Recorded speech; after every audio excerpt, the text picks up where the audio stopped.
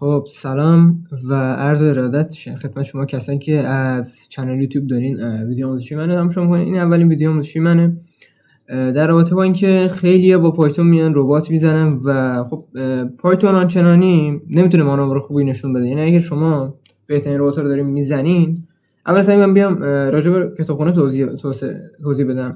اولین ویدیو راجع به PHP هستش. البته ما به زبان‌های دیگه هم کتابخونه توسعه دادیم. اولین زبانمون PHP که راجبش داکیومنت دادیم. البته داکیومنتش فعلا کامل نیست، داکیومنتش هم کامل میکنیم به زودی میتونید ازش استفاده کنید. و اینو بگم که این کتابخونه معمولا بعضیاشون خیلی تفاوت دارن. این مثلا با آپاچی خیلی خوب ست میشه چون PHP ارزون قیمته و کم هزینه بره، یعنی نسبتا براتون سودش بیشتره.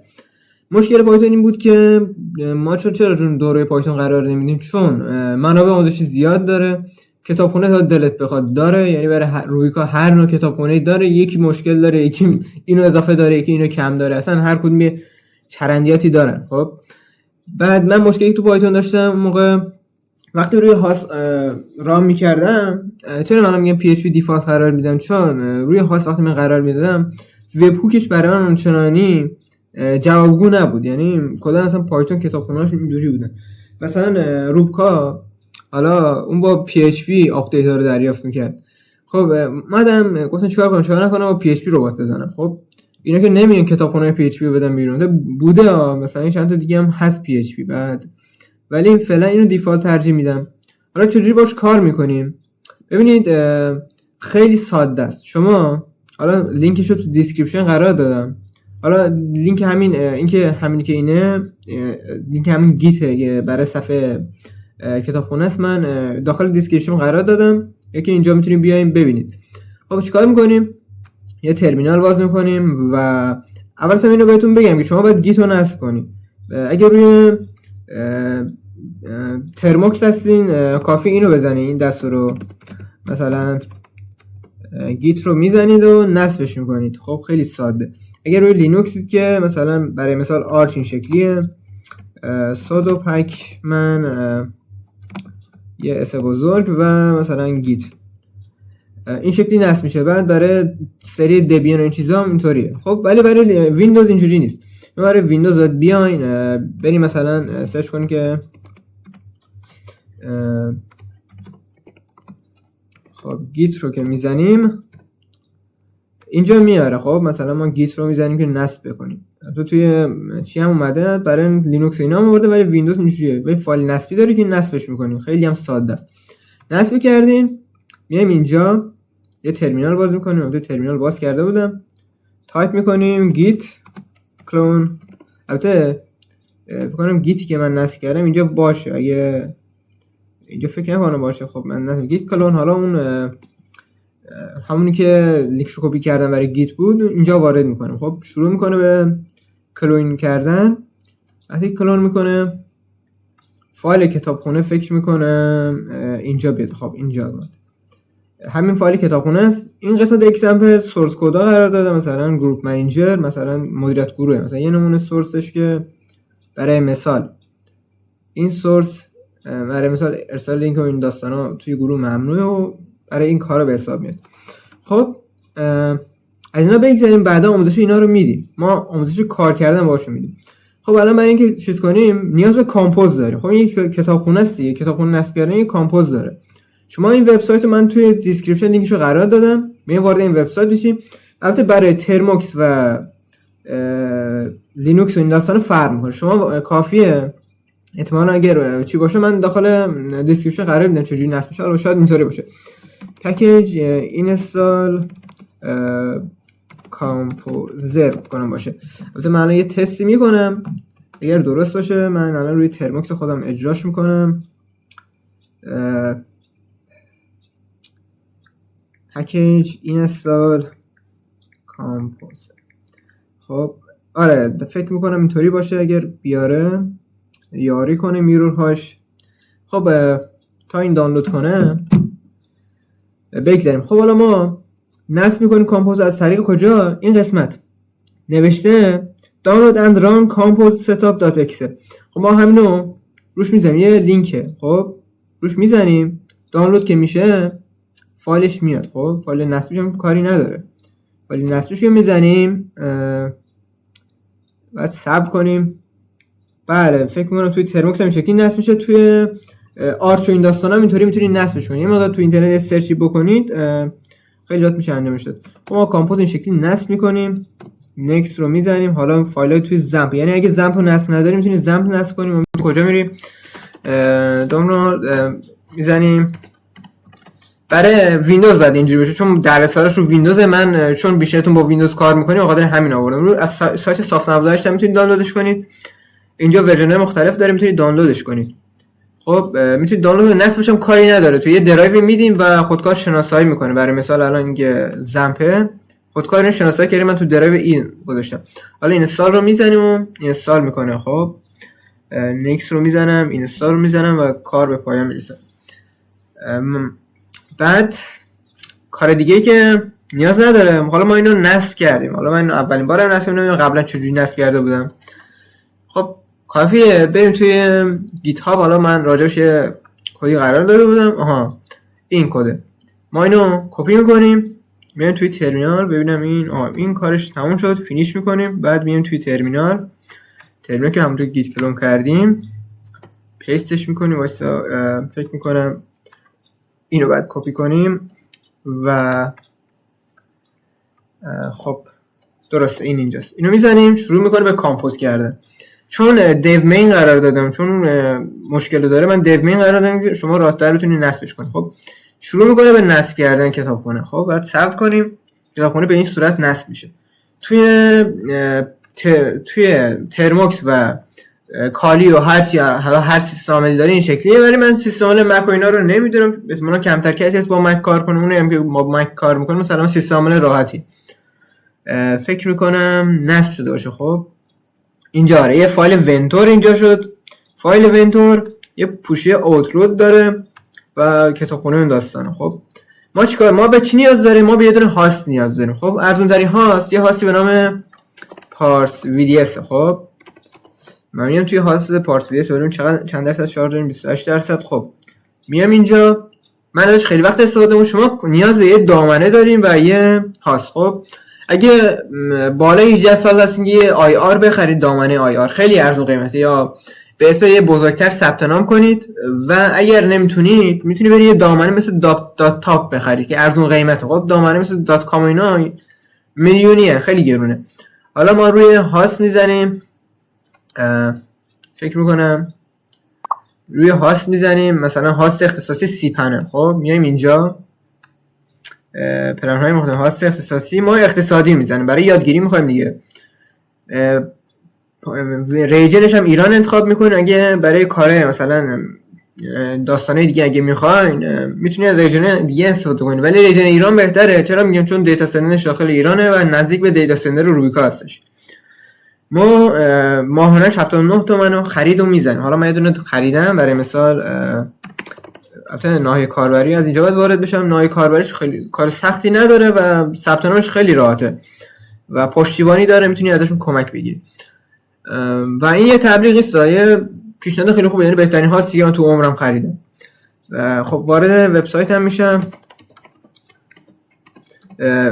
وارد هاستم میشم و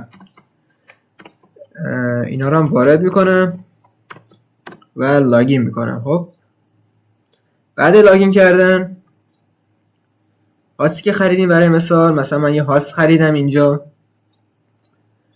و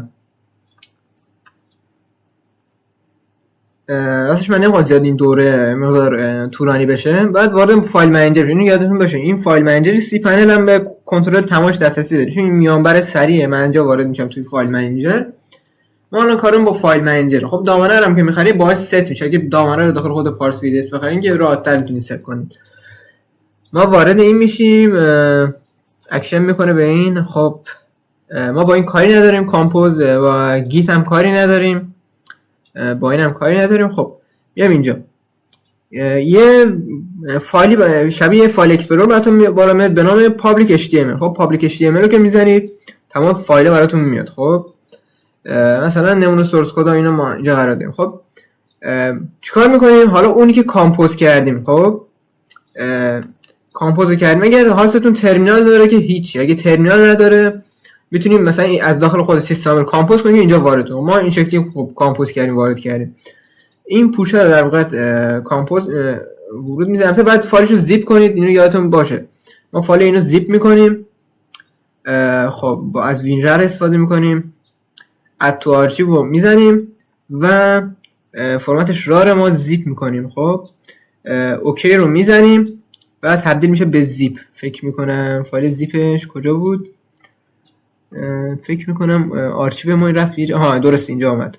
این فایل زیپ ما.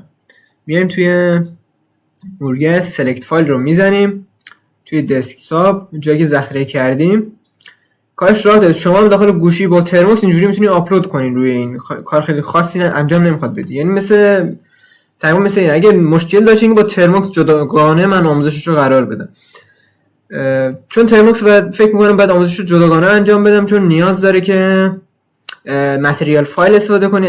اگر به فایل های ترموکس دسترسی نداری اینم بهتون بگم، ما نیاز به متریال فایل داریم. برای مثال اینجا سایت فارس روید رو میزنیم، نیاز به متریال فایل داریم، چون دسترسی رو تو این داستانا میخواد. ما بدون رو تو این داستانا میخوایم به قول حالا دورش بذاریم. مثلا متریال فایل رو سرچ میکنیم و بعد برامون بالا بیاره. اگر نیاره کافیه بریم توی بازار یا مارکت، مثلا بازار رو سرچ میکنیم، میاره. بیام اینجا یه سرچ میکنیم راجبش. خب جستجو داره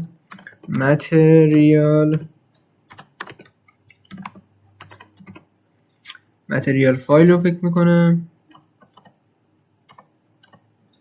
شاید نداشته باشه. مثلا من روی گوشیم فکر میکنم نصب دارم. این ویدیو این باعث میشه که اینا آموزش ما دارن. خب من یه غلط املایی داشتم. متریال خب فکر میکنم این شکلی باشه فایل، و خب اینجا متریال فایل همینه. نگاه کنید، این یادتون باشه متریال فایل اینه، تو همه جا هستش. از این میتونید استفاده کنید. وقتی میریم واردش میشیم یه همچین قسمتی داره. البته عکسشو بالا میارم. اینجا اد تو استوریج رو میزنین و ترموکس رو انتخاب میکنین. خب وقتی وارد قسمت پوشه ترموکس شدین همه چی داخل اونجا هستش. خب اگر مشکلی داشتید من خودم لینک گروه و گروه توسعه دهندگان داخل فکر میکنم بیو چنل یوتیوب قرار میدم که داخل روبیکا میتونید بحث کنین راجبش. خب کار به اتمام رسید. خب اینجا فایل آپلود شده. خب برمیگردیم اینجا، فایلی که میبینیم اینجا فایل vendor دات زیپ در واقع آپلود شده. خب ما اینو روش نگه میداریم توی گوشی یا روش راست کلیک میکنیم. در واقع درست این راست کلیک میکنیم و اکسترکت رو انتخاب میکنیم و اکسترکت فایل رو انتخاب میکنیم و فایل اکسترکت میشه. خب و کتابخانه معمولا فایل ونتور اینجا بالا میاد. خب این از این کتابخانه اینجوری آپلود شد. خب ما میایم سورس تستی شما آپلود میکنیم برای سورس تستی. خب تو داکیومنت داره، اونا که حرفه‌ای ان دیگه میتونن با داکیومنت طراحی کنن. حالا ما میایم چیکار میکنیم؟ سورس برای مثال اکزامپلش میریم، یه دونه اینلاین داره bot.php. خب ما bot.php رو انتخاب میکنیم. البته بذار ببینم داخل اینجا که مشکلی پیش نمیاد. خب public html و خب چیزی به نام bot.php وجود نداره. خب حالا من میتونم اینجا آپلود رو بزنم، دوباره باید آپلود کنم. select فایل رو میزنم توی دسکتاپ و پوشه که در واقع اصلا توش وجود داره توی گیت هاب هم میتونیم بگیریم دنبالش. خب فایل اکزامپل بات رو میزنیم و بات رو آپلود میکنیم. البته به یه سری پیش نیازها هم نیاز داره. خب البته قبل اینکه آپلودش کنید شما میتونید با وی اس کد ادیتش بزنید و توکن خودتون رو قرار بدید. حالا ما اینجا ریلود میزنیم که فایل جدید اینجا دیده بشه. خب فایل بات اینجا دیده میشه و خب یه توکن بات رو باید قرار بدیم. خب ما میایم اینجا داخل روبیکا قرار میریم. داخل روبیکا اگر یه توکن اضافی از بات باشه فکر میکنم قسمت مدیریت بات‌های روبیکا. خب وارد این میشیم. البته این بات نگهبان ماست. مدیریت بات‌های روبیکا. وارد اینجا میشیم، یکی از توکن‌ها رو انتخاب میکنیم و این توکنی که انتخاب کردیم فایل ادیتش خیلی راحته. خب شما کافیه جای یور توکن بات رو قرار بدین توی لاین 12 و اینم آپلودشه اگر درست کار کنه، چون من تست نکردم آپلودش رو، قبلا با فایل های کتابخونه تست میکردم. خب الان ما میریم داخل ربات. البته مرورگرم خب یکم باگ میخوره، مرورگرم جدیدا باید آپدیتش بدم. ما یه استارت میزنیم چون این یه چت ناشناس بود، الان خاطر قبلا پایتون بود الان از کار افتاده، الان داریم به پی اچ پی تبدیلش میکنیم. استارت رو که میزنیم فکر میکنم یه اروری باید بده، درست چون من تست نکرده بودم. یه ریلود میزنیم و فایل error.log رو نگاه میکنیم. خب اینو من یه دیلیت باید بکنم. خب میریم توی فهرستان، اینجا یه دونه استارت بهش میزنیم تا مشکل نخوره.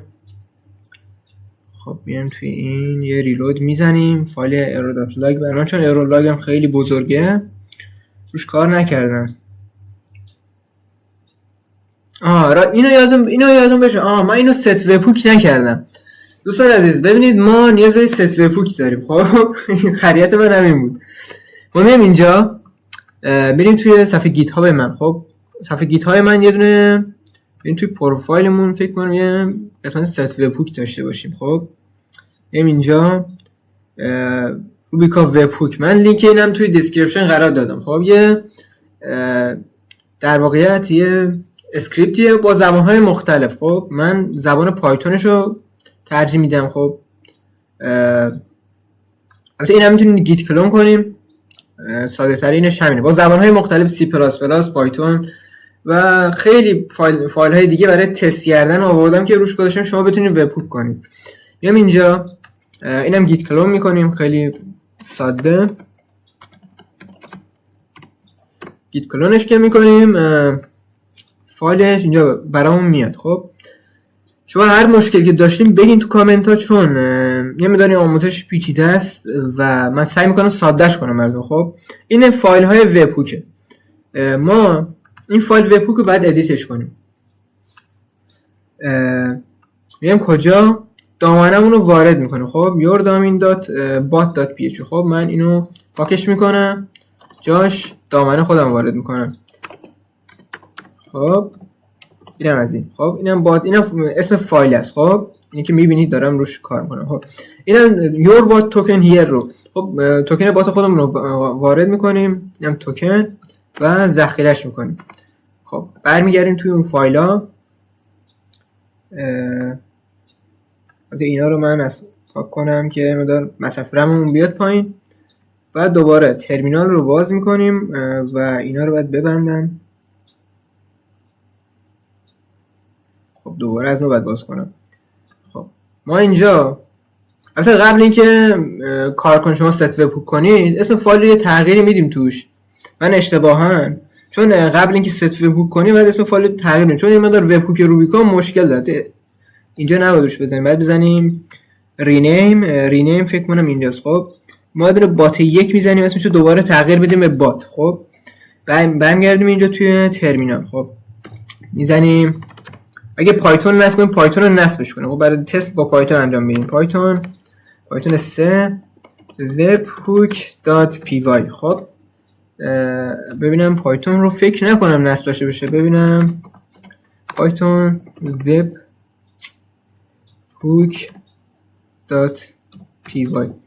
الان باید کار کنه. خب ببین شروع میکنه به اسکریپت، شروع میکنه به کار کردن، ریوایو آپدیت رو تایید میکنه، اینا رو هم تایید میکنه. خب الان ست وب‌هوک انجام شد. حالا ببین چیکار میکنیم. دوباره اسم اون فایلی که یه دونه یک گذاشته بودیم واسش رو میذاریم اون بات خالی. الان باید کار کنه. خب میریم داخل روبیکا، یه استارت میزنیم. استارت رو که میزنیم اگر کار نکنه خب ما براش استارت ریکوردینگ میذاریم. خب این سورسی که ما قرار دادیم هیچ مشکلی نداره. خب ببین دوستان، من مرورگرم باگ خورده بود، به خاطر مرورگرم بود. ربات هیچ مشکلی نداره، مثل ساعت کار میکنه. و اینو باید بهتون بگم که این ربات یه محدودیتی داشته توی سورس کدش. مثلا وقتی یه نفر بخواد پشت سر هم به رباتتون پیام میده و رباتتون رو میخواد مختل کنه، ربات یه محدودیت براش میذاره، میگه لطفا پیام‌های خودتون رو به قول پشت سر هم نفرستین و محدود میکنه اون کاربر رو، نمیذاره پیام بفرسته و بعد چند دقیقه دوباره آزاد میکنه. خب این خود سورسش وجود داره، جزو کتابخونه‌اش میتونین ازش بردارین و حذفش کنین. خب کار خاصی نمیخواد، یعنی بعدا راجعش حرف میزنیم، دوره‌های بعدی راجع به کار باش رو صحبت میکنیم. خب ما استارت رو میزنیم.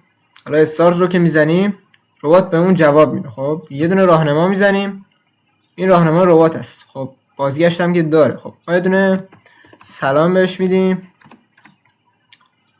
سلامی که بهش میدیم، پیام خود رو با سرعت کمتر ارسال کنید و این محدودیته. و الان دیگه بفرستیم بهمون هیچی جواب نمیده. یعنی مثلا استارت هم بفرستیم دیگه بهمون جواب نمیده تا وقتی که تایمش تمام بشه. یکی از قابلیت‌های کتابخونه است که توش وجود داره و شما میتونید ازش استفاده کنید و حذفش کنید. خب من یعنی اینجا هستش، فکر میکنم این چند بار مجبور شدم ریکوردر از کار بندازم به خاطر ویندوزی بودن این سیستم. من از ویندوز متنفرم. البته داخل این نیست. بعد بیام اینجا مثلا اکسامپل و bot.php. خب اینو باز که میکنیم راجبش فکر میکنم آره ببین پاسخ به پیام اینجاست. فکر میکنم از فیلترهاش استفاده شده، یکی از فیلترها به حساب میاد. مدیریت اسپم خب اینجا هستش. من اینو بزرگترش میکنم تا شما ببینید. خب ببینید اینه. خب میتونید اینو حذفش کنید که حالا کاربر نتونه پیام بیشتر بفرسته. خب تایمش هم این شکلیه دیگه، شکلی تعیین شده، میتونید واسش تعیین میکنید. خب خب دیگه این آموزش تموم شد و دوره‌های بعدی حتی کدنویسیش رو واسهتون میذارم، توسعه ساخت ربات با PHP و زبان‌های مختلف آموزشش رو قرار میدم. من اینم بهتون بگم که سراغ زبانه مثل پایتون و اینا نرین، واسه اینکه هزینه بر میشه واسهتون. اگه میرید سرور بخرید، سرور گرونه. یعنی من سرور مثل ماهانش کلی پول بدین، چه برسه سالانه است. شما یه ربات ساده میخواین دیگه واسه کسب و درآمد خودتون، نمیدونم فروشگاه بسازین، نمیدونم گروه یا کانالتون رو مدیریت کنه. خب نیاز به ربات PHP دارین، هم سرعتش از پایتون بیشتره، هم کاربر زیادی رو میتونه هندل کنه. خب با دیتابیس MySQL خیلی خوب ست میشه. حالا این دیگه تمام شد این دوره، پس دیگه خدا نگهدار.